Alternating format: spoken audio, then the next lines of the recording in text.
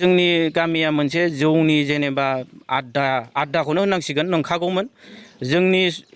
जेनेबा सिगाङाव जोंनि गामिया मामोन दायो मामोन बहुद सोलायनायखौ जों नुबोबाय एसे बेलासिबानो माने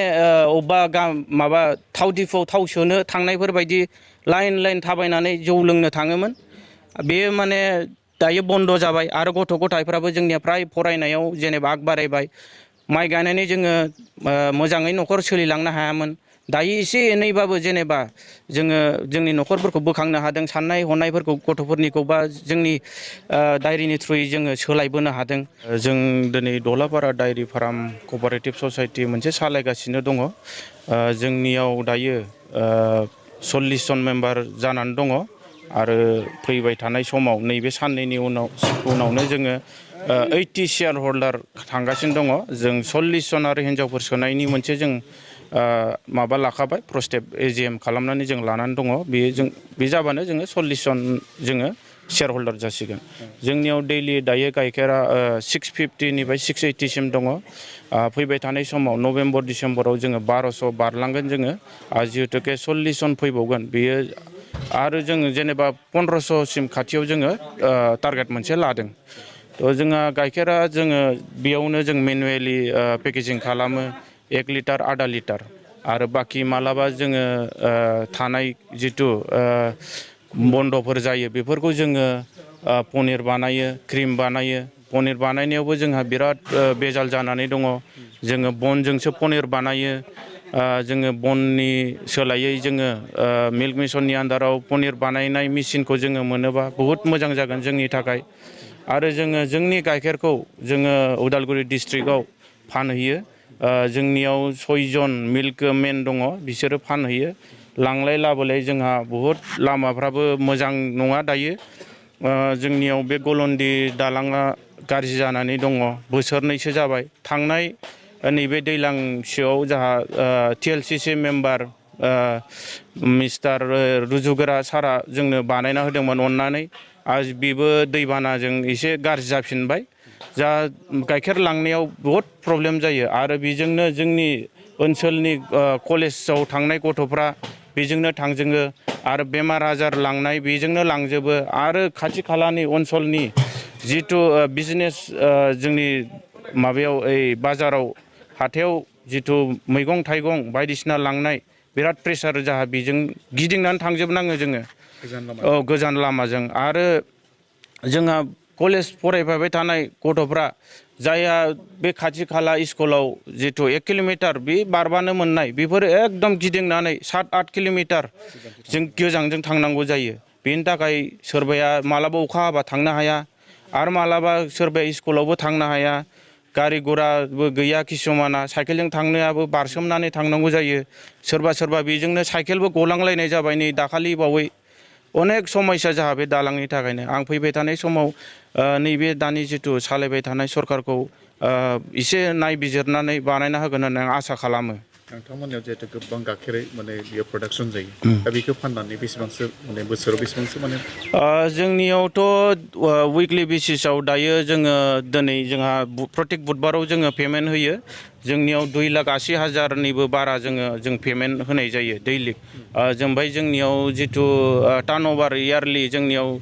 2 कौटि 2.5 कौटिसिम जाहा जोङो माबा खालामो जिथु सरकारि अडिट जोङो खालामबाय थाखायो जोंनियाव गासिबो जिथु डकुमेन्टसा आपडेट जोंनिया सरकारि अडिट जाबाय थाखायो आरो जोंनिया जिहेतु नोंथांमोना ससाइटि थाबाय बे ससाइटिनि मेम्बारनिफ्राय माबायदि लायो नोंथांमोना पार लिटार बेसेबांसो जों ससाइटि सालायनायाव माखासे नेम निथि खालामनानै दोननाय जादों प्रथमाव जाय बेक्तिया जोंनियाव हाबगोन बा जोंजों जुरित जागोन बे मानसिखौ जोङो 3 मास 4 माससो ओरैनो जोङो नायग्रोनाय जायो मा सिस्टेम जेनेबा माब्रै लाबा मोजां जागोन थ' बियो जइन जाखांनायनि उनाव जेनेबा एजिएम खालामनानैसो जोङो जइन खालामो बियो जेनेबा जोंनि नेम निथि जिथु मोसौ बियो बायथारनांगोन बियो मोसौ बायाबा बियो जोंनिफ्राय जोंनि शेयार हल्डार जाखांनायनि उनावबो जों बेखौ बख'नाय जायो जोङो ड्राइ पिरियडआव जोङो जेनेबा 4 मासफोरल' जों दोननाय जायो बे सासे शेयार हल्डारखौ आरो जोङो बेयाव जिथु जोंनियाव जोंनि गाइखेर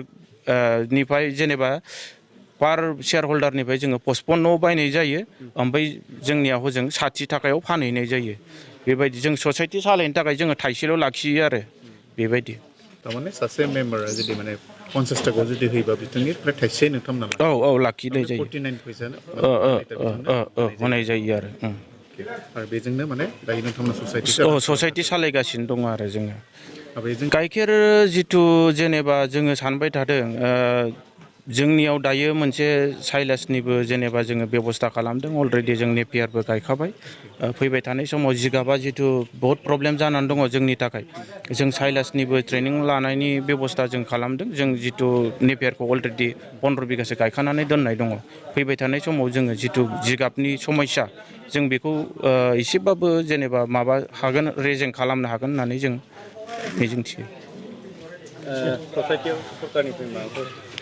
ससाइटियाव जोङो सरकारनिफ्राय जोङो मोनद्रायैबो नङा जोङो गारि गंसे मोनदों सापरनि थाखाय जोंनि गारिया जेनेबा जोंनो दा फिसाद्रायसो जानानै दङ जोङो दैलि माबा जों सप्ताहिकआव जोङो 80 बेग लाबोनाय जायो जोङो खेबब्रै बिदि रोगानांगौ जायो थ' जोंनि फैबाय थानाय समाव जोङो जिगाब रोगानोबो जोङो ट्रेक्टरनि मोनसे प्रयजन बिराद प्रब्लेम जानानै थायो जोंनियाव एकदम जिगाबा जोंनि बे गारि फिसाजोंथ' जों लाबोनो हाया दा बेनिखायनो जों खावलायो जेनेबा फैबाय थानाय समाव जों गारि गंसे मोनगोन होननानै आरो पनिर बानायनाय मेसिन जोङो बेफोरखौ मोनगोन आरो बयनोबो जेनेबा जोङो गलिनि बेब'स्थाखौ जों मोजां खालामनानै लानो हायाखै सोरनाबा गलिनि थाखायनो जोङो मोसौखौ खोमाना लानांगौ जायो आरो फारसेथिं इन्सुरेन्स जिथु केटेल इन्सुरेन्स गैयाबा जोङो बिराद जों रिक्सआवसो जोङो दायो मोसौ फिसिगासिनो दङ केटेल इन्सुरेन्स थायोबा जों एसेबाबो जेनेबा जोंनियाव बेक सापर्ट दं होननानै जों साननानै मोनसे माने गोरा जायो आरो जोङो दा जोंनियाव एकदम जोंनि निजानिफ्रायनो जों माबा खालामनानै जों बायो ओमफ्राय इन्सुरेन्सबो गैया माबा मोनसे जायोबा जोंनो खहाखौ जों माबाजोबनांगौ जायो बेनिखायनो जों ससाइटि सालायनायाव जोङो किसुमान बिराद उसुबिदायाव गोलैनाय जायो आरो आङो गिबियावनो जेनेबा जों सिगांफ्राव जिथु जोंनि गाइखेरा 1200 बारलांबायमोन जोंनिया पार डे थ' बे समाव जोङो पुरबिजों डायरि टाइप खालामदोंमोन ओमफ्राय जोङो किसुमान आरो फिसा फिसौ कम्पानिबो फैदोंमोन जों खिन्थु जोङो पुरबिजों जोङो मोनसे माबा जोङो रायज्लायबाय थादोंमोन थ' जोङो सानदों माने बिटिसिआनो मोनसे ब्रेन्ड हिसाबै खुलियोबा जों बिटिसिआवनो हरनो राजि आरो फैबाय थानाय समाव जोंनि गाइखेरा जिथु बांखागोन जोंनि गामिखौ मोनसे रल मोनसे लानानै जाहाथे बेदि मुभमेन्ट आरो मिल्क मिशननि आन्दारावनो बेलेग डिस्ट्रिक्टफ्रावबो जुदि खालामोबा जोंनि जेनेबा मोनसे जों जिथु मालायनो हरस्लायस्लाय जोंनि बिटिआरावनो जों मोनसे ब्रेन्ड खालामनानै जों मोनसे फाननो हायो नामा जों बेखौ सानबाय थायो आरो जों माजे रायज्लायबायबो थाखायो आरो मिटिंबो जों सावरायबाय थायो आरो जोंनि मोनसे जिथु बे डायरिया सेन्ट्रेल सिलेक्सन जानानै दङ आरो जोंनिया नैबेयाव डिस्ट्रिक्ट कपारेटिभ